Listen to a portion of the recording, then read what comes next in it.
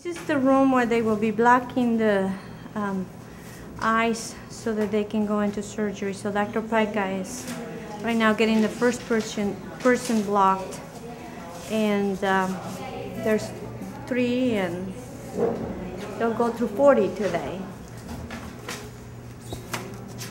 The thing that I think is always striking is that in the United States we don't usually use injections, but when we do, we'll usually give IV medications to put the people nearly asleep so they won't remember or have any pain with it.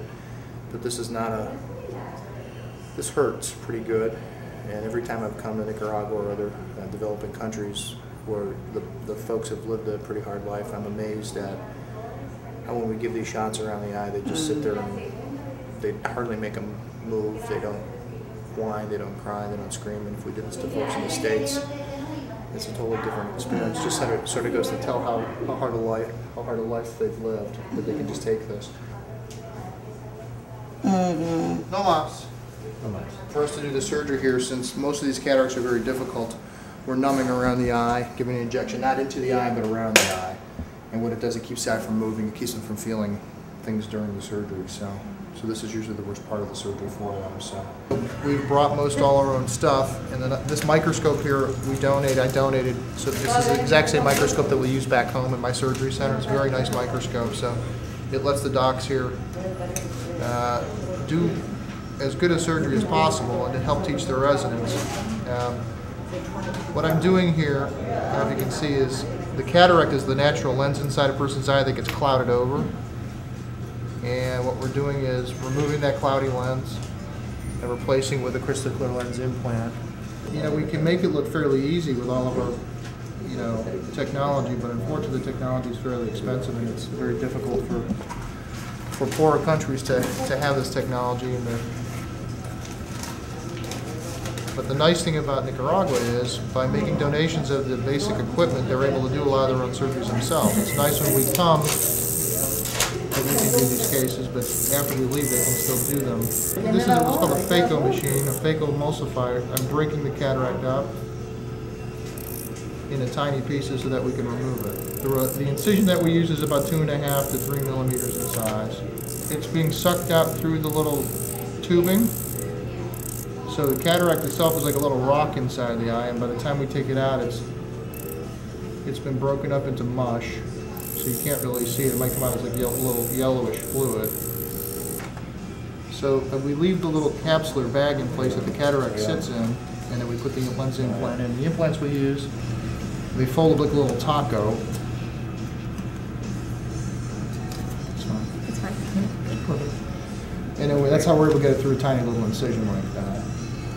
In the States, people, the criteria for surgery in the United States is a little different just because people have access to so many ophthalmologists, and if there's good insurance, they'll pay for this, Medicare and such. And the average age of cataracts developing or needing cataract surgery in the United States is about 76. In the developing world, it's about 40 something, and part of it is poor nutrition. They spend a lot more time out in the sunshine without sunglasses, and those things help to contribute to the development of cataracts. And by the time they have access to care, the cataracts are typically much more advanced. You have your lens on, right? Yeah, not a problem. Yeah, we just basically took the cataract out, which was clouding up her vision, and put the implant in. And tomorrow, we take the patch off. She's probably going to see pretty good. So that's the kind of thing that is amazing about this cataract surgery, is that cataracts are one of the leading causes of blindness in the world, and yet with an operation like this, you can restore vision. The first case is traumatic, and it's not going as expected. It's a little more difficult than it should be because the lens was loose when I got in there. So we're going to have to do it kind of the old-fashioned way, pull it out in one big piece, which I've already pulled the cataract out.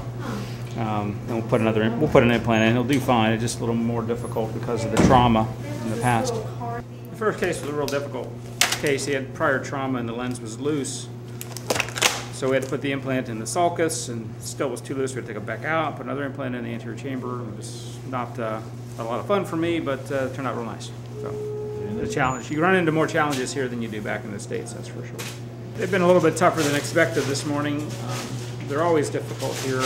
but you run into cataracts that have been neglected for years, people that have had trauma, other things going wrong, or they've had prior surgeries. It just makes it more difficult for us. But just do your best and try to help people. That's what we're here for.